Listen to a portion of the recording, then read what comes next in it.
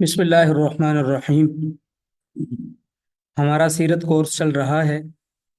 جو کہ مجموعی طور پر 15 دنوں پر محیط ہے۔ آج ہم سبق نمبر 7 پڑھیں گے۔ سبق نمبر 7 کے اندر سب سے پہلے ہم پڑھیں گے حجۃ الوداع، الوداعی حج، جس کو عام لفظوں میں آخری حج بھی کہا جاتا ہے آپ صلی اللہ علیہ وسلم کا۔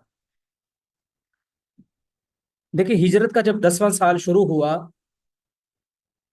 تو 10ویں سال کے ذی القعدہ کے مہینے میں آپ صلی اللہ علیہ وسلم نے حج کی تیاری شروع کر دی، اور باقی لوگوں کو بھی کہا بھئی اس سال ہم نے حج کرنا ہے۔ چنانچہ تیاری مکمل ہوئی۔ 25 ذو القعدہ کو، ہفتے کے دن، صحیح قول کے مطابق آپ صلی اللہ علیہ وسلم 1 لاکھ سے زائد صحابہ کرام کے ساتھ حج کے لیے روانہ ہوئے۔ چونکہ حج فرض ہونے کے بعد یہ آپ صلی اللہ علیہ وسلم کا پہلا حج تھا۔ ویسے آپ صلی اللہ علیہ وسلم نے اس سے پہلے بھی حج کیے تھے، جب آپ مکہ میں تھے تب بھی آپ صلی اللہ علیہ وسلم نے یہ عبادت سر انجام دی تھی، لیکن حج اس وقت فرض نہیں تھا۔ تو حج کی فرضیت کے بعد یہ پہلا حج تھا، اس لیے آپ صلی اللہ علیہ وسلم نے پورے اہتمام کے ساتھ لوگوں کو حج کی تعلیم دی، لوگوں کو کہا کہ چلو بھئی حج کرنا ہے۔ نیز اس موقع پر آپ صلی اللہ علیہ وسلم نے مکہ، مینا،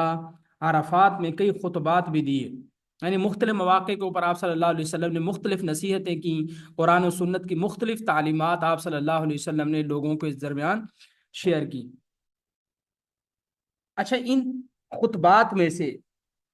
سب سے اہم اور سب سے مشہور جو خطبہ ہے اسے خطبہ حجۃ الوداع کہا جاتا ہے، جو آپ صلی اللہ علیہ وسلم نے میدان عرفات میں 9 ذی الحجہ بروز جمعہ کو 1 لاکھ سے زائد صحابہ کرام کی موجودگی میں دیا۔ اندازہ کیجئے کہ اس وقت بڑے بڑے اسکالرز جب گفتگو کرتے ہیں تو ان کے پاس براہ راست مجمع کے اندر کتنے لوگ ہوتے ہیں؟ 10,000، 20,000، 50,000، 60، 70,000۔ سب سے بڑا مجمع میرے خیال میں ہمارے ہاں جو ہوتا ہے وہ ڈاکٹر ذاکر نائک صاحب اکٹھا کر لیتے ہیں، ابھی پاکستان کے اندر بھی، بیرون میں بھی۔ تو اس وقت حضور صلی اللہ علیہ وسلم کے سامنے 1 لاکھ سے زائد صحابہ کرام، اور مختلف اقوال ہے اس سلسلے میں۔ کچھ لوگ کم بتاتے ہوئے کہتے ہیں کہ مطلب بعض سیرت نگار کہتے ہیں کہ 90,000 ہے۔ اسی طرح ایک روایت کے اندر یہ بھی ہے کہ 1,24,000 صحابہ کرام تھے۔ ایک روایت کے اندر یہ بھی آتا ہے کہ 1,44,000 صحابہ کرام اس وقت رسول اللہ صلی اللہ علیہ وسلم کے سامنے موجود تھے، اور آپ صلی اللہ علیہ وسلم ان کو دین کی تعلیم دے رہے تھے۔ اور یہ چونکہ حضور صلی اللہ علیہ وسلم کا آخری حج تھا، اس لیے اس حج کو حجۃ الوداع کہا جاتا ہے، یہ الوداعی حج، کہ آخری حج، اس کے بعد آپ صلی اللہ علیہ وسلم نے کوئی حج نہیں کیا۔ تو اس حج کے بعد جب آپ صلی اللہ علیہ وسلم یہ حج کر چکے تو واپسی پر سفر سے ہی آپ صلی اللہ علیہ وسلم بیمار ہو گئے۔ یہ 10 ہجری تھی۔ تو ہجرت کا پھر 11واں سال شروع ہو گیا، کیونکہ جو حج والا مہینہ ہے یہ آخری مہینہ ہوتا ہے اسلامی سال کا، 12واں مہینہ ہوتا ہے۔ تو اس میں حج کیا، حج مکمل کیا، تو یہ سال بھی ختم ہو گیا، تو 10 ہجری ختم ہو گئی، اب 11 ہجری شروع ہو گئی۔ تو ہجرت کے 11ویں سال ماہ سفر کے آخری ہفتے میں آپ صلی اللہ علیہ وسلم جنت البقیع تشریف لے گئے۔ وہاں کے لوگوں کے لیے، قبر والوں کے لیے دعا کی، استغفار کیا۔ وہاں سے واپسی کے بعد سخت درد ہو گیا آپ صلی اللہ علیہ وسلم کے سر میں، اور پھر آپ صلی اللہ علیہ وسلم کو بخار بھی ہو گیا۔ اور اس دن رسول اکرم صلی اللہ علیہ وسلم نے اپنی اہلیہ سیدہ میمونہ رضی اللہ تعالی عنہا کے پاس جانا تھا، ان کے پاس ٹھہرنا تھا۔ تو آپ صلی اللہ علیہ وسلم اس حالت میں بھی، یعنی بیماری کے ایام میں بھی، حضور صلی اللہ علیہ وسلم باری باری اپنے ازواج مطہرات کے پاس تشریف لے جایا کرتے تھے، یعنی جن کے گھر جس دن حضور نے قیام کرنا ہوتا تھا تو آپ صلی اللہ علیہ وسلم ترتیب کے ساتھ ویسے چلتے رہے۔ تو جب بیماری میں شدت ہوئی تو ازواج مطہرات رضی اللہ تعالی عنہن سے اجازت لے کر سیدہ عائشہ صدیقہ رضی اللہ تعالی عنہا کے پاس تشریف لے گئے، اور پھر آپ صلی اللہ علیہ وسلم اپنے وصال مبارک تک تقریباً 1 ہفتہ وہیں رہے سیدہ عائشہ کے پاس۔ اچھا، یہ جو حضور صلی اللہ علیہ وسلم کو بخار ہوا اور سر میں درد ہوا، یہ آہستہ آہستہ بڑھتا ہی چلا گیا، حتیٰ کہ آپ صلی اللہ علیہ وسلم کے لیے مسجد میں جانا بھی مشکل ہو گیا۔ پھر آپ صلی اللہ علیہ وسلم نے سیدنا ابو بکر صدیق رضی اللہ تعالی عنہ کو نماز پڑھانے کا حکم دیا. انہوں نے پھر 17 نمازیں آپ صلی اللہ علیہ وسلم کی زندگی میں پڑھائیں.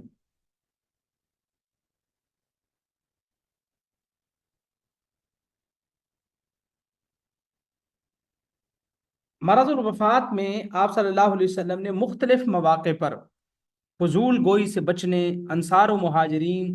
کو ایک دوسرے کے ساتھ حسن سلوک کرنے، وقت پر نماز پڑھنے، ماتحتوں اور غلاموں کے ساتھ بہتر برتاؤ کرنے، اسی طرح اتفاق اتحاد کے ساتھ رہنے کی اور کتاب و سنت کو مضبوطی سے پکڑنے کا حکم دیا.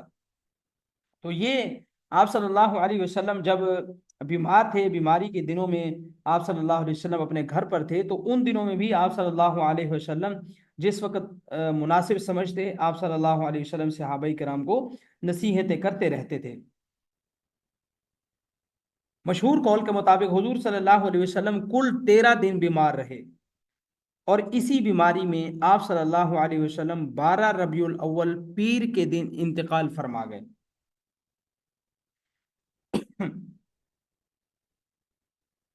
اچھا، پیر کا جو دن تھا اس سلسلے میں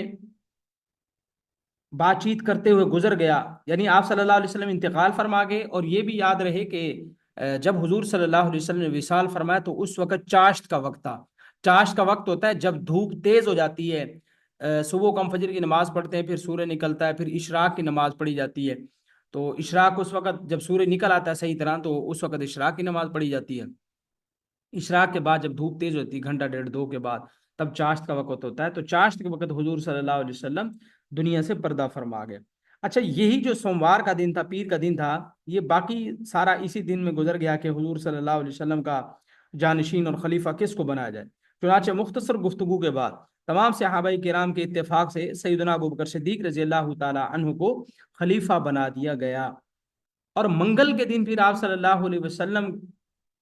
کو ویسے ہی لباس پہنے ہوئے، جیسے حضور نے پہلے لباس پہنا ہوا تھا، ویسے ہی وہی کپڑے پہنے ہوئے حضور صلی اللہ علیہ وسلم کو اس طرح غسل دیا گیا کہ کپڑوں کے اوپر سے پانی بہا دیا گیا،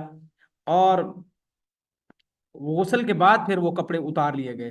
اور آپ صلی اللہ علیہ وسلم کو غسل دینے میں پھر سیدنا علی رضی اللہ تعالی عنہ، سیدنا اسامہ بن زید، سیدنا عباس، سیدنا فضل بن عباس، حضرت شقران، اور آپ کے آزاد کردہ صلی اللہ علیہ وسلم کے آزاد کردہ غلام حضرت صالح بھی اس کام میں شریک تھے. اچھا، جب غسل سے فراغت ہوئی تو اس کے بعد آپ صلی اللہ علیہ وسلم کے روئی کے بنے ہوئے 3 سوتی کپڑوں کے اندر کفن دیا گیا جو سفید تھے، ان میں قمیص اور عمامہ نہ تھا. اچھا، یہاں پر یہ یاد رہے کہ سنت یہی ہے کہ غسل کے کفن کے اندر مرد کے 3 کپڑے ہونے چاہیے، اور سنت یہ ہے کہ خواتین کے لیے کفن کے 5 کپڑے ہونے چاہیے. یہ پھر کسی موقع پر انشاءاللہ اس کی تفصیل شیئر کی جائے گی کہ وہ کون کون سے کپڑے ہوتے ہیں. لہذا غسل اور کفن سے جب فارغ ہو گئے صحابہ کرام رضوان اللہ علیہم اجمعین، تو سیدنا ابو طلحہ زید بن سہل انصاری نے آپ صلی اللہ علیہ وسلم کے لیے حضرت عائشہ کے حجرہ میں، جہاں آپ صلی اللہ علیہ وسلم کی وفات ہوئی تھی، اسی جگہ لحد تیار کی، قبر مبارک بنائی، اور آپ صلی اللہ علیہ وسلم کو پھر اس کے قریب رکھ دیا گیا. منگل کے دن جب صحابہ کرام تجہیز و تکفین سے فارغ ہوئے تو آپ صلی اللہ علیہ وسلم نماز جنازہ پھر اس طرح پڑھی گئی کہ 10 صحابہ کرام کمرے میں آتے تھے اور بغیر جماعت کیے ہوئے تنہا نماز جنازہ پڑھ کر چلے جاتے تھے. یعنی تکبیریں نہیں کہیں کی، جیسے جنازہ ہوتا ہے ویسے نہیں ہوا، باقی پڑھا وہی کچھ گیا. چنانچہ صحابہ کرام جو ہے وہ ثنا پڑھتے، اسی طرح پھر اس کے بعد روشی پڑھتے، اس طرح وہ دعائیں وغیرہ پڑھتے اور پھر چلے جاتے. ہمارے ہاں بھی ایسے ہی ہوتا ہے. تو پھر باقی جو ہے 4 تکبیریں ہیں، وہ پھر تفصیلات اس کی پھر الگ سے مرتب کی گئی جنازے کی جو ہے. ظاہر ہے حضور صلی اللہ علیہ وسلم کا جو جنازہ ہے وہ ظاہر آپ کی شایان شان یہی تھا کہ حضور صلی اللہ علیہ وسلم کے لیے اسی طرح استغفار وغیرہ یا دعائیں وغیرہ پڑھی جائیں تاکہ آپ کے درجات اللہ تعالیٰ مزید بلند فرمائیں. تو باقی جو جنازہ تو حضور صلی اللہ علیہ وسلم ظاہر مدینے میں، مکے میں پڑھاتے ہی رہتے تھے،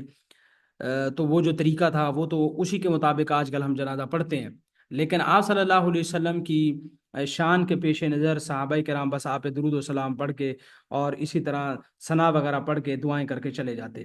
تو 30,000 صحابہ کرام اور 30,000 فرشتوں نے حضور صلی اللہ علیہ وسلم کی نماز جنازہ پڑھی. یہ سیرت کی کتابوں میں بات درج ہے کہ 30,000 صحابہ کرام نے اور 30,000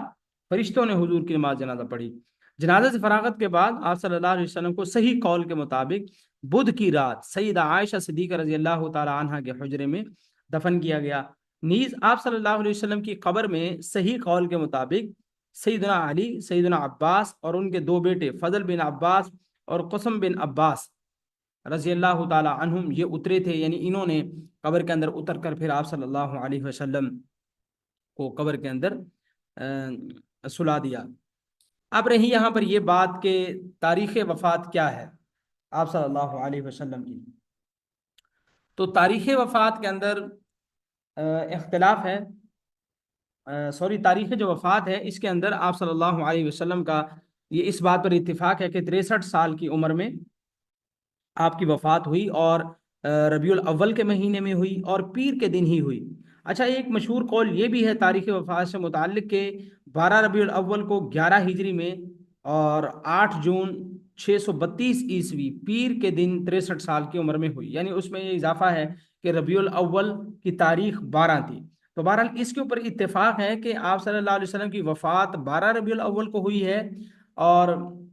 پیدائش جو ہے اس میں اختلاف ہے کہ بعض کہتے ہیں 9 ربیع الاول، بعض 8، بعض 2، بعض کا نزدیک 10، بعض کا نزدیک 12، تو مختلف اس سلسلے میں روایات ہیں۔ تو بہرحال بعض اقوال جو ہے ایسے بھی ہیں کہ جن کے اندر یہ بھی کہا گیا ہے کہ 13 ربیع الاول کو ہوئی ہے، لیکن جو جمہور کے اقوال ہیں، جمہور حضرات کا اتفاق ہے، وہ اسی بات پر ہے کہ آپ صلی اللہ علیہ وسلم کی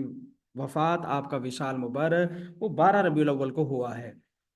تو بہرحال آپ صلی اللہ علیہ وسلم کی وفات 12 ربیع الاول کو ہو یا اس کے علاوہ یا اس سے پہلے یا اس کے بعد ہو، ہم مسلمانوں کے لیے حضور صلی اللہ علیہ وسلم کی پوری زندگی جو ہے وہ لائق تقلید ہے، لائق نمونہ ہے کہ ہم آپ صلی اللہ علیہ وسلم کی پوری زندگی کو دیکھیں، اس سے سیکھیں اور اسی کے مطابق پھر اپنی زندگی کو گزاریں۔ تو تاریخ وفات پر جو اختلاف تھا وہ مختصراً بتا دیا گیا ہے کہ ایک قول یہ بھی ہے کہ 13 ربیع الاول کو ہے، لیکن جمہور حضرات یہ کہتے ہیں کہ 12 ربیع الاول کو ہی آپ صلی اللہ علیہ وسلم کی وصال ہے، آپ کی وفات ہوئی ہے۔ اس کے بعد جو ہم نے اگلی بات پڑھنی ہے وہ آپ صلی اللہ علیہ وسلم کے گھر کے بارے میں ہم کچھ جانیں گے۔ سب سے پہلے جو ہم جانیں گے وہ یہ ہے کہ حضور صلی اللہ علیہ وسلم کی ازواج مطہرات کی کل تعداد، ان کے نام اور ترتیب نکاح، کہ آپ صلی اللہ علیہ وسلم نے سب سے پہلے کن سے نکاح کیا، پھر دوسرے نمبر پر کن سے نکاح ہوا، تو انشاءاللہ ہم اس کو تفصیل سے سمجھیں گے۔ دیکھیے، آپ صلی اللہ علیہ وسلم کی 11 ازواج مطہرات ہیں، جن کے نام سیدہ خدیجہ رضی اللہ تعالی عنہا، سیدہ سودا، اسی طرح سیدہ عائشہ صدیقہ رضی اللہ تعالی عنہا، سیدہ حفصہ، اسی طرح سیدہ زینب، سیدہ ام حبیبہ، سیدہ ام سلمہ، سیدہ زینب بنت جحش، سیدہ جویریہ، سیدہ صفیہ اور سیدہ میمونہ رضی اللہ تعالی عنہن۔ پھر ان میں سے حضرت خدیجہ اور حضرت زینب بنت خزیمہ، یہ دو حضور صلی اللہ علیہ وسلم کی ازواج ایسی ہیں جن کا انتقال حضور صلی اللہ علیہ وسلم کے ہوتے ہوئے ہی ہو گیا، یعنی آپ کی زندگی میں ہی سیدہ خدیجہ بھی وفات پا گئیں اور سیدہ زینب بنت خزیمہ کا بھی وصال حضور کی موجودگی میں ہی ہوا۔ باقی جو ان کے نکاح کی ترتیب ہے، نام بتا دیے گئے، تعداد بھی آگئی 11، نکاح کی جو ترتیب تھی وہ وہی ہے، جس ترتیب سے نام بتائے گئے ہیں اسی ترتیب سے نکاح ہوا ہے، اسی ترتیب کے مطابق ہم آگے ان کے بارے میں تفصیل جانیں گے۔ اچھا، یہاں پر ایک یہ بات بھی ہے کہ آپ صلی اللہ علیہ وسلم نے اتنی شادیاں کیوں کی؟ بعض لوگ، خاص طور پہ جو لوگ اسلام پہ اعتراض کرتے ہیں، بعض لبرل قسم کے لوگ، اسی طرح جو ایتھیسٹ ہیں یا دیگر جو لوگ ہیں، وہ اس پر اعتراض کرتے ہیں۔ تو یہاں پر یہ بات سمجھنے کی ضرورت ہے۔ دیکھیے، آپ صلی اللہ علیہ وسلم کو اللہ تعالیٰ کی طرف سے 4 سے زیادہ شادیاں کرنے کی اجازت،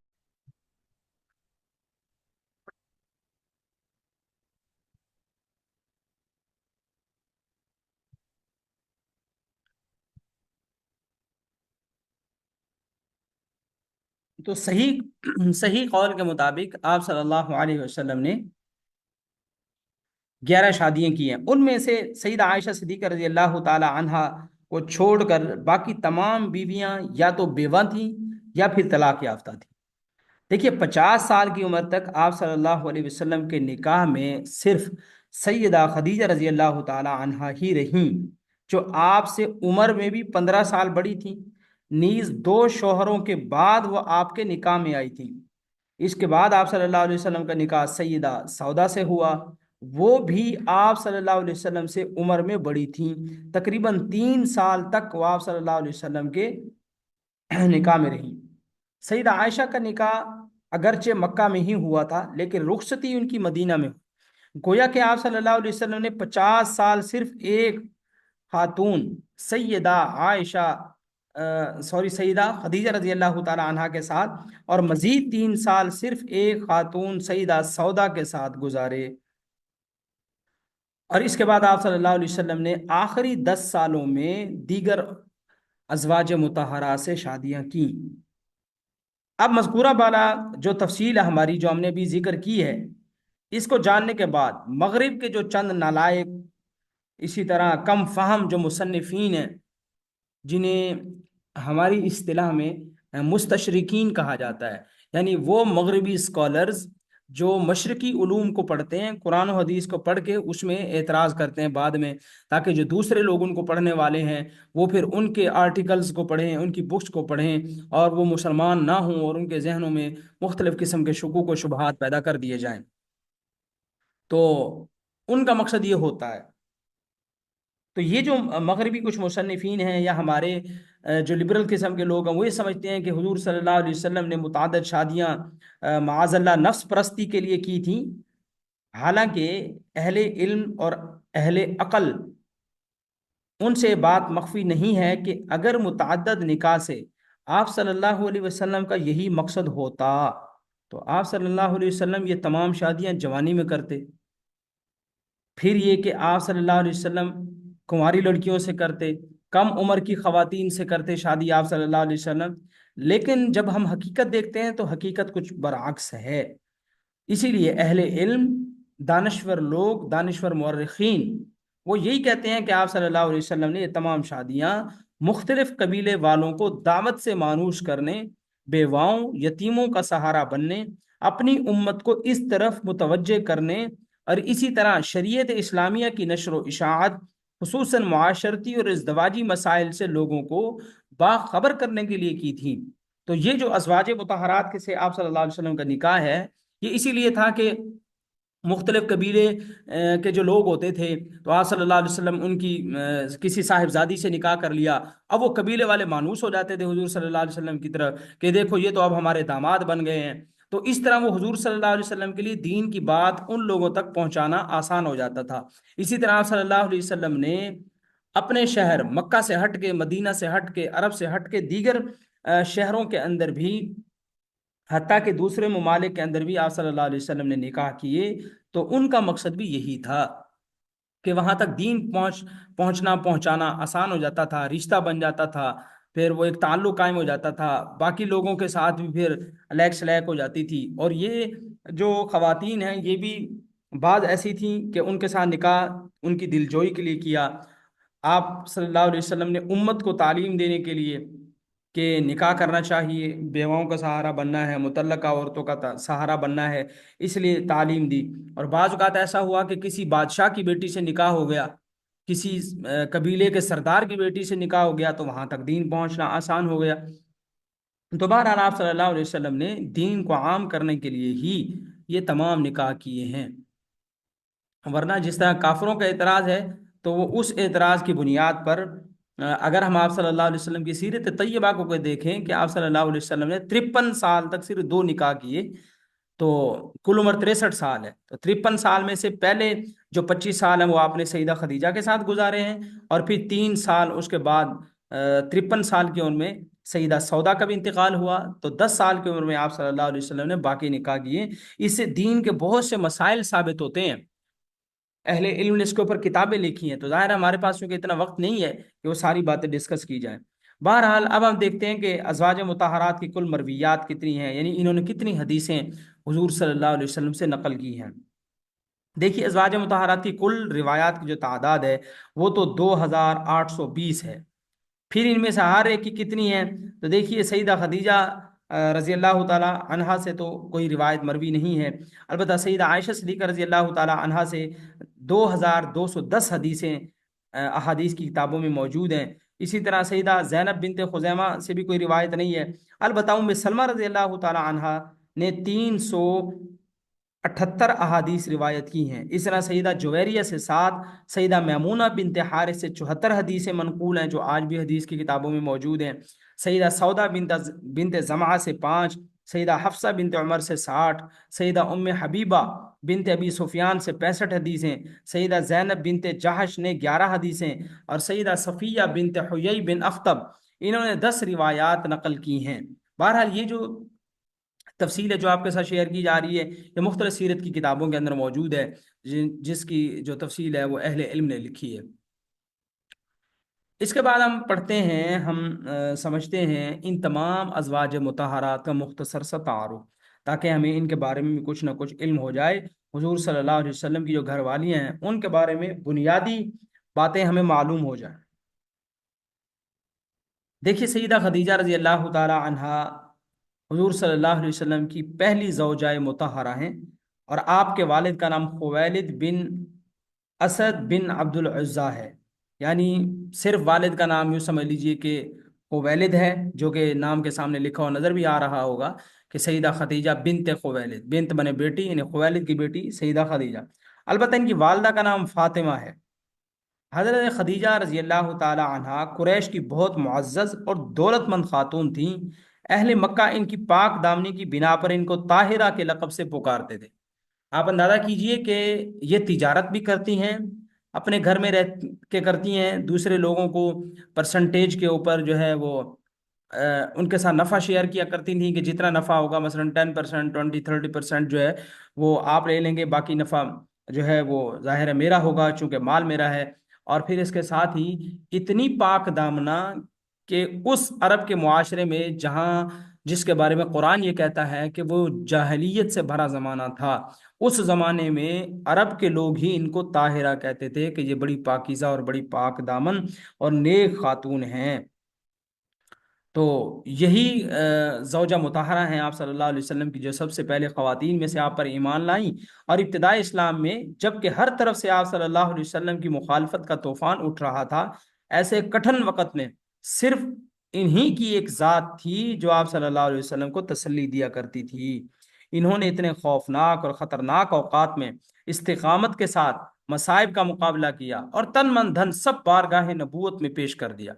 سیدہ خدیجہ رضی اللہ تعالی عنہا نے اپنی تمام تر صلاحیتیں، اپنا مال سب حضور کے قدموں پہ نچھاور کر دیا، تو حضور صلی اللہ علیہ وسلم کے لیے دین کو پہنچانا آسان ہو گیا۔ ظاہر ہے بندہ کوئی بھی کام کرتا ہے تو اس کے لیے پیسے بھی کام آتے ہیں، وسائل انسان کے پاس ہونے چاہیے ہر دور کے لحاظ سے۔ اس وقت جو وسائل درکار ہوں گے، ریکوائرڈ ہوں گے، تو ظاہر ہے اس وقت بھی وسائل کی ضرورت تھی، تو سیدہ خدیجہ رضی اللہ تعالی عنہا نے جو مال ہے وہ رسول اللہ صلی اللہ علیہ وسلم کے قدموں میں ڈال دیا۔ اور اس کے علاوہ بھی پھر آپ صلی اللہ علیہ وسلم کے ساتھ جو ہے وہ شانہ بشانہ جتنا کام آپ سے ہو سکتا دل جوئی تھی۔ حضور صلی اللہ علیہ وسلم کی پشت پناہی، بایمانہ کرنا، کہ آپ کو تسلی دینا، آپ کو حوصلہ دینا، یہ آپ رضی اللہ تعالیٰ عنہ کی خاص پہچان ہے۔ یہی وجہ ہے کہ آپ صلی اللہ علیہ وسلم بھی حضرت خدیجہ رضی اللہ تعالیٰ عنہ سے بہت محبت کرتے تھے، اور جب تک وہ زندہ رہیں آپ نے دوسرا نکاح نہیں کیا، اور وفات کے بعد بھی ان کو یاد کیا کرتے تھے۔ حضرت عائشہ فرماتی ہیں کہ آپ صلی اللہ علیہ وسلم جب حضرت خدیجہ کا ذکر کرتے اور ان کی بہت زیادہ تعریفیں کرتے تو کبھی کبھی ایسا ہوتا کہ مجھے پسند نہ آتا۔ یہ انسان کی فطرت ہے، خواتین کی بھی فطرت، یہ کوئی عیب نہیں ہے، یہ فطرت ہے، اس فطرت پر اللہ تعالی نے پیدا کیے ہیں عورتوں کو، خواتین کو۔ تو حضرت عائشہ صدیقہ رضی اللہ تعالیٰ عنہ فرماتی ہیں مجھے کبھی کبھی اس پر غیرت آتی تھی کہ میرے سامنے حضور ان کا ذکر کر رہے ہیں، تو کہتی ہے میں نے آپ صلی اللہ علیہ وسلم سے کہا اے اللہ کے رسول، آپ اس بوڑھی عورت کا ہمیشہ ذکر کرتے رہتے ہیں، حالانکہ اللہ نے آپ کو ان سے بہتر بیوی عطا کی ہے۔ آپ صلی اللہ علیہ وسلم نے ارشاد فرمایا کہ اللہ تعالیٰ نے مجھے اس سے بہتر بیوی بے شک عطا کی ہے، اس لیے کہ جب سارے لوگ میرا انکار کر رہے تھے تو اس وقت وہ مجھ پر ایمان لائی، اور جب مجھے جھٹلا رہے تھے تو اس نے میری تصدیق کی۔ جب لوگوں نے مجھے مال سے محروم کر دیا تھا تو اس نے اپنے مال سے میری مدد کی، اور اللہ تعالیٰ نے مجھے اس سے اولاد عطا کی ہے، جبکہ میری دوسری بیویوں سے کوئی اولاد نہیں ہے۔ تو آپ صلی اللہ علیہ وسلم نے گویا ان کے فضائل بتائے کہ مسئلہ یہ نہیں ہے کہ وہ بوڑھی خاتون تھیں، بلکہ ان کی قربانیاں کیا ہیں۔ تو ان کی قربانیوں کا حضور نے تذکرہ کیا۔ اچھا، عموماً ایک جو قربانیاں ہماری سوسائٹی میں مطلب شمار کی جاتی ہیں کسی خاتون کی طرف سے یا مرد کی طرف سے، تو اللہ کے نبی صلی اللہ علیہ وسلم نے وہ خوبیاں اور صفات ذکر کی کہ دیکھیں سیدہ خدیجہ رضی اللہ تعالی عنہ کے اندر یہ خوبیاں ہیں، تو میں ان کا ذکر کیوں نہ کروں۔ اور پھر یہ کہ ان کے فضائل میں بہت ساری احادیث بھی وارد ہوئی ہیں۔ ایک حدیث میں آتا ہے کہ ایک بار سیدنا جبریل، حضرت جبریل علیہ السلام رسول اللہ صلی اللہ علیہ وسلم کے پاس تشریف لائے اور عرض کیا، اے اللہ کے رسول، خدیجہ آپ کے پاس ایک برتن لے کر آ رہی ہیں جس میں کھانے پینے کی چیز ہے، جب وہ آپ کے پاس آ جائیں تو آپ خدیجہ کو ان کے رب کی طرف سے اور میری طرف سے سلام کہہ دیں، اور ان کو یہ خوشخبری بھی دے دیں کہ جنت میں ان کے لیے موتی کا ایک گھر ہوگا جس میں شور و شغب نہیں ہوگا اور نہ ہی کوئی تکلیف دہ چیز ہوگی۔ یہ بخاری شریف کے اندر حدیث موجود ہے۔ تو دیکھیے کتنی فضیلت کی بات ہے، اور ظاہر ہے یہ فضیلت صرف اس لیے نہیں ہے کہ یہ حضور صلی اللہ علیہ وسلم کی بیوی ہے، یہ فضیلت ان قربانیوں کی بدولت ہے جو انہوں نے حضور صلی اللہ علیہ وسلم کے لیے پیش کی۔ تو پھر یہ کہ آپ رضی اللہ تعالیٰ عنہ کا جو پہلا نکاح تھا، اس سے پہلے وہ عتیق بن عابد بن عبداللہ سے ہوا تھا، اور ان سے ایک لڑکی پیدا ہوئی تھی جس کا نام ہند تھا۔ اور اس کے بعد آپ کا نکاح پھر ابو حالہ مالک بن نباش بن زرارہ سے ہوا تھا، ان سے بھی ایک بیٹی ہند پیدا ہوئی اور ایک بیٹا حالہ پیدا ہوئے۔ یعنی جو پہلا نکاح تھا اس سے سیدہ خدیجہ کی ایک بیٹی تھی، آپ کا پھر جو دوسرا نکاح ہوا اس سے ایک بیٹی اور ایک بیٹا تھا۔ تو بہرحال پھر تیسرا جو نکاح سیدہ خدیجہ رضی اللہ تعالیٰ عنہ کا ہوا وہ رسول اکرم صلی اللہ علیہ وسلم سے ہوا، جن سے آپ رضی اللہ تعالیٰ عنہ کے، آپ صلی اللہ علیہ وسلم کے دو بیٹے قاسم اور عبداللہ۔ اچھا، یہ جو حضور کے بیٹے ہیں نا عبداللہ، ان کا لقب طاہر بھی ہے، طیب بھی ہے، تو یہ دو لقب ہیں ان کے۔ اور آپ کی چار بیٹیاں زینب، رقیہ، ام کلثوم اور فاطمہ۔ تو آپ صلی اللہ علیہ وسلم کی یہ جو اولاد ہے 6 افراد پر مشتمل، 4 بیٹیاں 2 بیٹے، یہ سیدہ خدیجہ سے ہوں۔ تو یہاں پر دیکھیں بہت سے اسباق موجود ہیں کہ یہ ضروری نہیں ہے کہ ہمارے ہاں جو معاشرے میں سمجھا جاتا ہے کہ ہم عمر ہوں یا پھر مرد کی عمر جو ہے وہ زیادہ ہو اور عورت کی عمر کم ہونی چاہیے، 2 4 سال 5 سال 10 سال کم ہو تو پھر گویا ہمارے یہاں سمجھا جاتا ہے کہ وہ نبھا اچھی طرح ہو جاتا ہے۔ یہ سب چیزیں جب ہم سیرت طیبہ کے اندر دیکھتے ہیں تو ان چیزوں کی کوئی حیثیت نہیں رہ جاتی۔ اس طرح بہت سے لوگ یہ سمجھتے ہیں کہ اگر تھوڑی ایجڈ خاتون ہوگی تو گویا اس کے ہاں اولاد نہ ہونے کے چانسز زیادہ ہوتے ہیں، ایسا بھی کچھ نہیں ہے۔ یہاں ہم دیکھ سکتے ہیں کہ سیرت طیبہ سے بات واضح ہے کہ آپ صلی اللہ علیہ وسلم کی زوجہ مطہرہ جو کہ آپ سے 15 سال بڑی ہیں، آپ کی عمر 25 سال، ان کی عمر 40 سال، ان سے اللہ تعالیٰ نے 4 بیٹیاں اور 2 بیٹے دیے۔ تو بہرحال یہ اللہ کے اختیار میں ہے کہ وہ چاہے تو کم عمر خاتون کو بھی اولاد نہ دے، جیسے عائشہ صدیقہ رضی اللہ تعالیٰ عنہ کی اولاد نہیں ہے، اور چاہے تو وہ بوڑھی خاتون کو بھی اولاد دے دے اور بیٹے بھی دے دے بیٹیاں بھی دے دے۔ تو بہرحال یہ اللہ کے اختیار میں ہے۔ تو جو ہمارے ہاں ہیں یہ چیزیں ٹھیک ہے، سائنس کی کچھ تحقیقات ہوتی ہیں، لیکن جو ہمارا دین ہے، قرآن کریم ہے، قرآن میں دسیوں واقعات ایسے ہیں جو اللہ تعالی نے مسلمانوں کے لیے اس لیے ذکر کیے ہیں کہ تم صرف اسباب کو نہ دیکھا کرو کہ سائنس یہ کہہ رہی ہے تو اس سے ہٹ کے ہو نہیں سکتا، نہیں، اللہ نے قرآن پاک میں بیسیوں واقعات ایسے ذکر کیے ہیں کہ جو سائنس کی سمجھ سے باہر ہیں لیکن اللہ کے اختیار میں ہیں، اللہ کی قدرت میں اللہ نے وہ کر دکھائے۔ تو اس لیے ایک مومن کو ٹھیک ہے پڑھنے کے لیے، سمجھنے کے لیے سائنس کو ضرور پڑھنا چاہیے، لیکن اپنے دماغ کو صرف اسی تک منحصر نہیں رکھنا چاہیے، کیونکہ جو سائنس پہ ریسرچ کر رہے ہیں اس وقت ظاہر ہے وہ کوئی مسلمان تو نہیں ہے اور نہ ان کی کوئی عقیدت ہے قرآن و حدیث کے ساتھ۔ تو جتنا وہ بتائیں کسی چیز کے بارے میں ہمیں اس کو پڑھنا چاہیے، سمجھنا چاہیے، سیکھنا چاہیے، سب کچھ کرنا چاہیے، لیکن اپنا ایمان صرف اس پر ہی منحصر نہیں کرنا چاہیے کہ بس یہ ہے تو ہے ورنہ باقی کچھ نہیں ہے، صرف یہی نہیں سمجھنا چاہیے۔ تو بہرحال یہ سیدہ خدیجہ رضی اللہ تعالی عنہا کے بارے ہم بات کر رہے تھے کہ 4 صاحبزادیاں اور 2 بیٹے حضور صلی اللہ علیہ وسلم سے ان کے ہوئے۔ پھر یہ ہے کہ سیدہ خدیجہ کی نکاح کے وقت عمر 25 سال ہے اور سیدہ خدیجہ کی عمر 40 साल, यानी हुजूर की उम्र 25 साल, सईदा खदीजा की उम्र 40 साल है। हजरत खदीजा तकरीबन 25 साल तक हुजूर की खिदमत में रहीं। सही कौल के मुताबिक हिजरत से 3 साल पहले, नबूवत के 10वें साल 65 साल की उम्र में, रमज़ान की 10 तारीख को, यानी 10 रमज़ान को सईदा खदीजा का इंतकाल हुआ और मक्का के मशहूर कब्रिस्तान हजून में आपको दफन किया गया। चूंकि उस वक़्त तक नमाज जनाजा का कोई तस्वुर नहीं था, और हमारे पास नमाज जनाजा की तालीम नहीं आई थी रसूलुल्लाह सल्लल्लाहु अलैहि वसल्लम के पास, इसलिए इनकी नमाज जनाजा नहीं पढ़ी गई। बहुत से लोग ऐसे कंफ्यूज करने के लिए पूछ लेते हैं, अच्छा ये बताओ कि सईदा खदीजा का जनाजा किसने पढ़ाया? तो भाई उस वक़्त तक जो है जनाजा मशरू ही नहीं हुआ था, जनाजे के अहकाम ही नहीं आए थे, तो इसलिए बगैर जनाजा पढ़े इनकी तदफीन की गई। तो हमने आज सईदा खदीजा रजी अल्लाह ताला अन्हा तक पढ़ लिया। इंशाअल्लाह कल के दर्स में हम फिर सईदा खदीजा रजी अल्लाह ताला अन्हा के अलावा जो हुजूर सल्लल्लाहु अलैहि वसल्लम की 10 अज़वाज मुताहरात हैं उनके बारे में पढ़ेंगे। इसी तरह कुछ आप सल्लल्लाहु अलैहि वसल्लम की जारियात भी थी, जिनको लोंडियाँ या बांदियाँ कहा जाता है, उनके बारे में भी इंशाअल्लाह हम कल के दर्स में पढ़ेंगे।